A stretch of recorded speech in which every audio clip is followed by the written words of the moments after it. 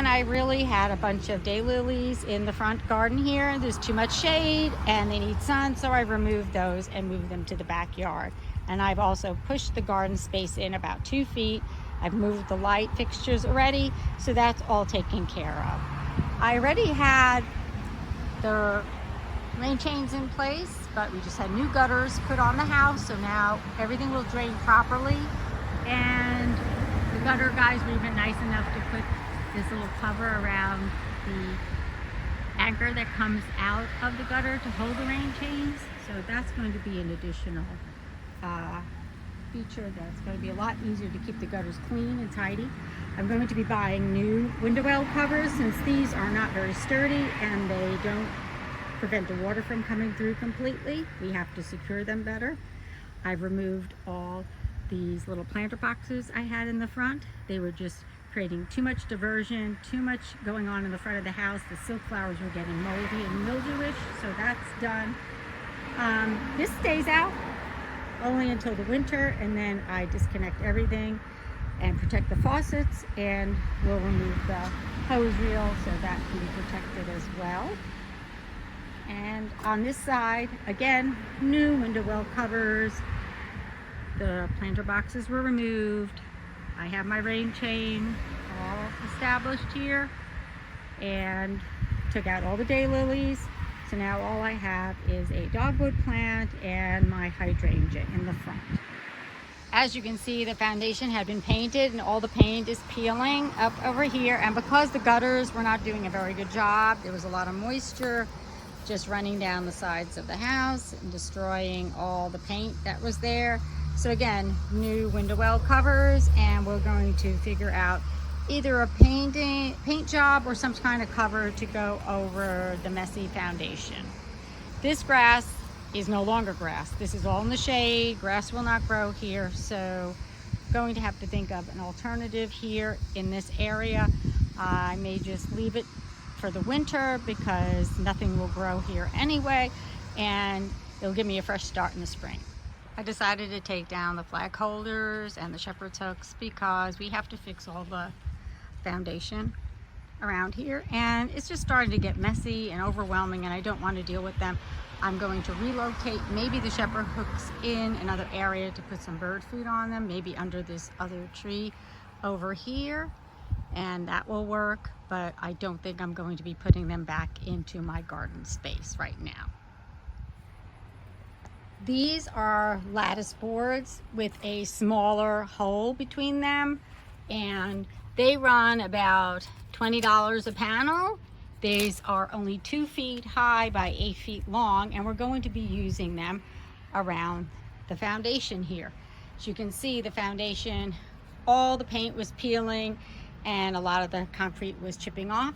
So we're going to camouflage it with the lattice. We bought special glue by Loctite, and you need to make sure you get the right kind because we bought the wrong kind the first time around. It needs to be able to adhere to vinyl as well as cement. To avoid some cutting, these are just a touch too long, so I'm just going to dig some of the ground out so that they will fit flush so we don't have to cut. We're trying to do as few cuts as possible.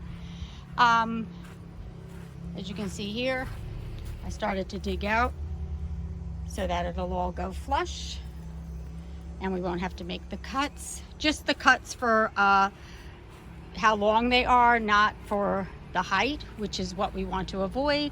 And so far this project has cost us about $300. This is going to go around the entire house, so we're going to get started doing that today. Just so you know, in order to cut them, we did use a table saw and we did use a plastic saw blade, and these are some of the remains, and it will sometimes shoot a little bit around, so just be careful. Make sure you wear some glasses to protect your eyes. And you can see that there'll be pieces here that will be on the ends, and really these pieces will get very hot, but once the vinyl cools down, you can just pull them right off, so you'll have a nice clean edge. So as we would have it, nothing works as planned. And this Loctite PL Max Premium glue that we bought that adheres vinyl to concrete was not going to work. And at $13 a tube, and we needed probably about 4 tubes, we decided we needed to find an alternative. So we looked up that you could use these concrete nail guns, and we realized we already had one in our possession. There are 2 brands of cement nail guns out there that I've seen in the big box store, and one is called Ramset, and we already own this one. This is a really basic one, and it was about $35. But I'll tell you what happened with this. If you're doing a big job, this may not be the best one for you to use, and I'll tell you why. And if you're doing something that is on a horizontal level, it may also not be the best one for you to use if you're doing a lot of nailing. So the first thing is they both all use a nail like this, and the nail goes in here. I'm not going to fire it, and I'm not going to put the cartridge in. So you put the nail on this end, and it'll open up like that, and you put a cartridge, and basically this cartridge has gunpowder in it. It's a cartridge without a bullet shell on it, basically. And then you close it up, and you put it against the surface, and you now have to hit this piece right here with a hammer hard enough to cause that bullet, the cartridge, to fire off, to push the nail into the wall. Now, what makes it hard is if you don't have good aim, don't have enough strength to hit that hard enough, or you don't hit it, you're not steady holding it on this horizontal level, you may have a problem. It's a lot easier to use this on a vertical level where you're using the force of gravity to help hammer it, hit that center squarely hard enough, and get it into the ground. So we found this was really hard for us to use. So we went another route. So now I'm going to show you the one that we ended up going to the store to buy. It's a TapCon, and it costs about $110. But what the difference is with this is that you use it the same way. You put your nail in here, and you open it up, and you put a cartridge. This is basically what a cartridge looks like. It's a little shell with gunpowder in it. So it's like a bullet without the casing around it. How can I explain it? That's what I say. And you put it inside this little opening inside here. But I'm not going to do that because I don't want to fire anything off. And then you basically close it off and you press it against the wall, but it has a trigger action, so you don't have to worry about having enough force to hit a hammer or hitting it straight on. The difference with this is it's heavier. It's 4.5 pounds, and the Ramset is about 2.5 pounds. But if you have a big job and you're going to do a lot of nailing, this is really helpful. Now, I don't have necessarily the strength to hold it upright, and you do have to press this into a wall to get a spring action kind of in there at the tip. So you're pushing it into the wall and then firing it off. My husband did it. He's stronger. So I do have to say that I did not do it, and I did wear protective headwear and eyewear when my husband did this. And again, if you're doing it this way and you're a woman, you probably would have a lot easier time holding it because, again, the gravity would help play into that. But I would do this one, the TapCon, if I was doing a lot of nailing, and has the automatic trigger. So these are the nails that we're using. They're 1-inch Ramset. Again, I told you they have a washer. And we use the 22 caliber. It's always suggested you go with the lowest caliber first, and then if you need more strength, you can work up. But since we were only using a 1-inch nail into the concrete, it was working fine with the 22 caliber. I want to tell you that I highly recommend you having some kind of protective eyewear, and I also had these noise canceling headsets already, so me and my husband were sure to use both because it is like firing a gun, and the sound can actually disrupt your hearing. So here's how the new TapCon gun is working, and we've also determined that by using it inside of the hole, just attaching it so it suspends off of the washer is the best way to hang the lattice. Now that I got the lattice up, we decided to work on the window wells, just getting them a little cleaned up. I'm going to use some of this Rust-Oleum Painter's Touch. It's in a ivory silk satin. I'm just using this to freshen up the old concrete around the window wells. It's really dirty, a lot of it's rusted. We had these really old storm windows that had these metal trim around them that our contractor said you can't get them out. They're set into the concrete. You'd have to saw them out. He said it would take me hours. So he says, I don't do that. So we're just leaving it alone and we're just going to spray paint. So I'm going to get started doing that now.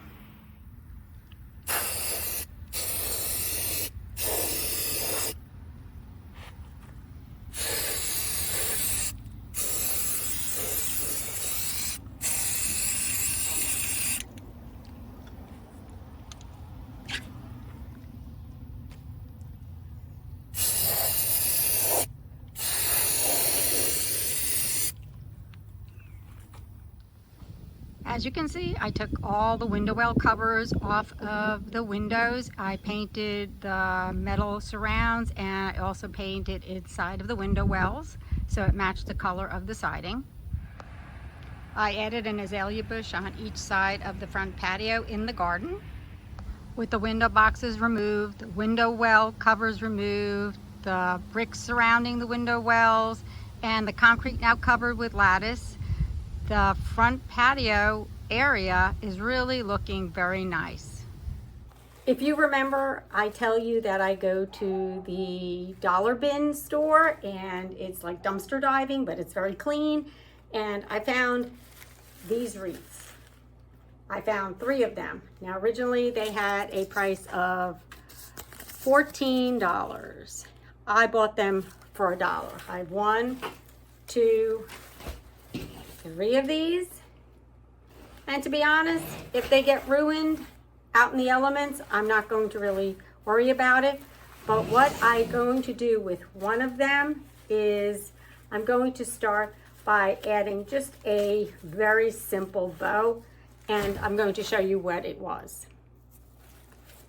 This bow actually came off of this wreath, and I want to reuse it. Again, it's very thick, but I can see that it's held together by a little zip tie. I'm going to dismantle it, and since there are 3 different bows in here, I'm going to rework it onto each of the new leaf wreaths I bought. I had bought these from Hobby Lobby a few years ago. I'm sure some of you remember them. What I like about it is that it can add a little bit of texture, a little bit of organic flair because they're wooden, and add a little depth to the wreath. So this is what it looks like. I took them apart. So it's just some pieces of raffia.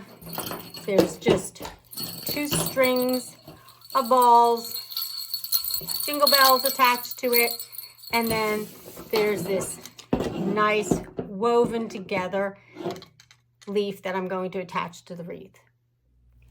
So this is how the first one came out. I'm going to do this with the second wreath as well. You can cut down the bows to make them smaller.